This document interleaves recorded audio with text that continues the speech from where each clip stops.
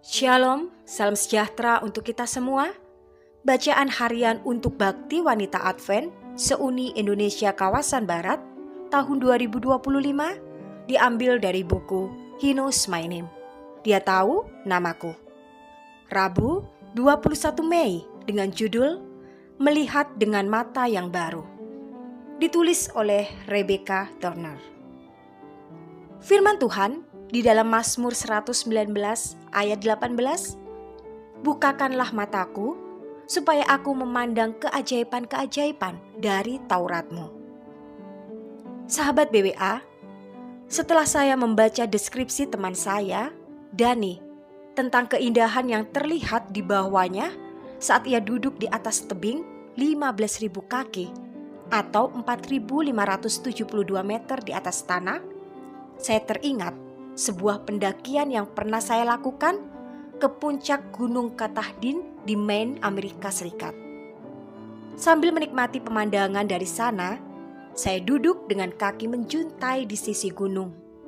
5.269 kaki atau 1.606 meter di atas permukaan laut. Setelah beberapa saat, saya melihat ke bawah dan menyadari betapa jauhnya saya akan jatuh jika terpeleset. Melihat ke bawah tiba-tiba membuat saya merasa pusing. Bingung, saya tidak tahu bagaimana cara untuk berputar dan menjauh dari tepi itu. Bahkan mengingat momen itu sekarang, membuat rasa takut mencengkeram tenggorokan saya. Saya membandingkan ketinggian itu dengan 15.000 kaki yang Dani gambarkan.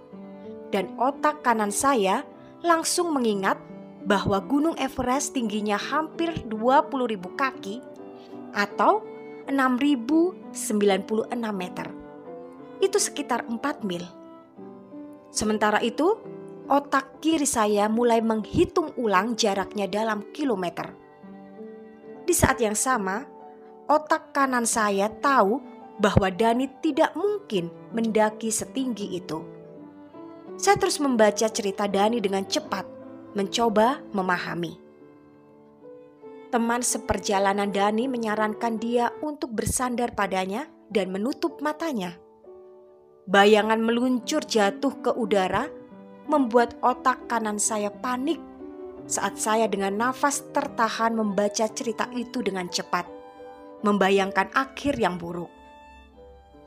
Ketegangan yang mengerikan itu mencegah otak kanan saya memahami kegembiraan Dani dalam jatuh bebasnya. Kemudian otak kiri saya menyusul, menuntut agar saya membacanya lagi, perlahan. Kata-kata seperti skydiver, penerjun payung, parasut, mendarat, dengan anggun, dan percaya mulai menonjol di mana sebelumnya saya melewatkannya. Betapa perbedaan kata-kata ini mengubah pandangan awal saya.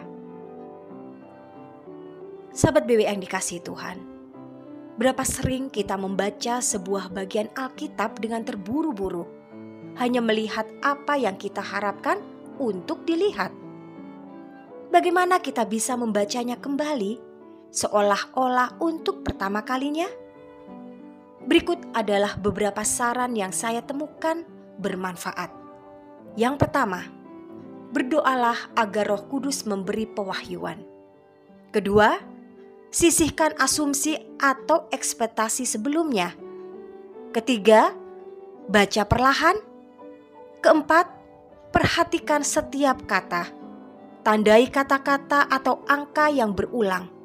Semuanya ditegaskan untuk sebuah alasan. Kelima, cari arti nama-nama dalam teks. Apakah hal itu memperkaya tema bagian tersebut? Keenam, baca dalam versi Alkitab yang berbeda. 7. Tuliskan bagian tertentu dengan tangan. Apakah Anda memperhatikan detail penting lainnya? Kedelapan, analisis strukturnya. Bisakah Anda menemukan pola kiasme? Itu adalah pola sentral, naik di tengah seperti puncak gunung dengan elemen-elemen yang saling berkaitan di kedua sisinya, mendukung puncak seperti lereng yang berlawanan. Nikmatilah menemukan wawasan-wawasan baru dan pujilah Tuhan atas hikmat-Nya. Selamat beraktivitas, kiranya Tuhan memberkati kita semua sepanjang hari ini.